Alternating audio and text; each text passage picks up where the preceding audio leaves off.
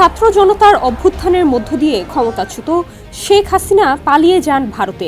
এখনও সেখানেই অবস্থান করছেন। সেখানে আত্মগোপনে থেকেই নিয়মিত অনলাইনে বক্তব্য, ঘোষণা, নেতা কর্মীদের আদেশ নির্দেশ দিচ্ছেন।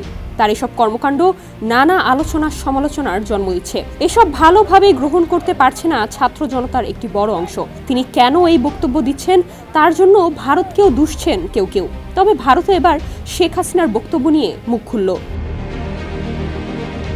বাংলাদেশ থেকে ক্ষমতাচ্যুত হয়ে ভারতে আশ্রয় নেয়ার পর শেখ হাসিনা ভার্চুয়ালি যেসব বক্তব্য দিয়েছেন সেগুলো নিজের ব্যবস্থাপনায় দিয়েছেন এবং এতে ভারতের কোনো ভূমিকা নেই। শুক্রবার নয়াদিল্লিতে বাংলাদেশের ভারপ্রাপ্ত হাইকমিশনার মোহাম্মদ নুরুল ইসলামকে তলব করে একথা জানিয়েছে ভারতের পররাষ্ট্র মন্ত্রণালয়। নুরুল ইসলামকে তলবের পর বিকেলে এক সংবাদ ব্রিফিংয়ে ভারতের পররাষ্ট্র মন্ত্রণালয়ের মুখপাত্র রণধীর জয়সওয়াল বলেন, সাবেক প্রধানমন্ত্রী শেখ হাসিনার বিষয়ে বলা হয়েছে তিনি নিজস্ব ব্যবস্থাপনায় এটা করছেন এবং এতে ভারতের কোনো ভূমিকা নেই। রণধীর জয়সওয়াল বলেন, ভারতে বাংলাদেশের ভারপ্রাপ্ত হাইকমিশনার মোহাম্মদ নুরুল ইসলামকে আজ বিকেল 5টায় বিদেশ দপ্তরের সাউথ ব্লকে তলব করা হয়েছিল। তাকে জানানো হয়েছে ভারত বাংলাদেশের সঙ্গে একটা ইতিবাচক, গঠনমূলক ও পারস্পরিক সহযোগিতার সম্পর্ক চায়, যা সাম্প্রতিক উচ্চ পর্যায়ের বৈঠকে বেশ কয়েকবার বলা হয়েছে।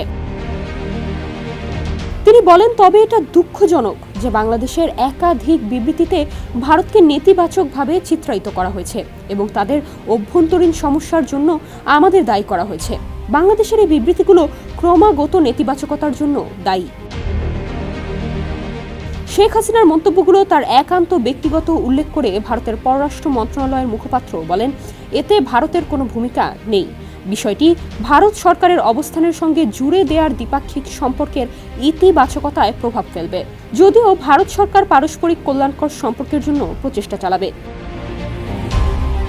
তিনি বলেন, আমরা আশা করি বাংলাদেশ এই পরিবেশকে ব্যাহত না করে উপযুক্ত প্রতিদান দেবে।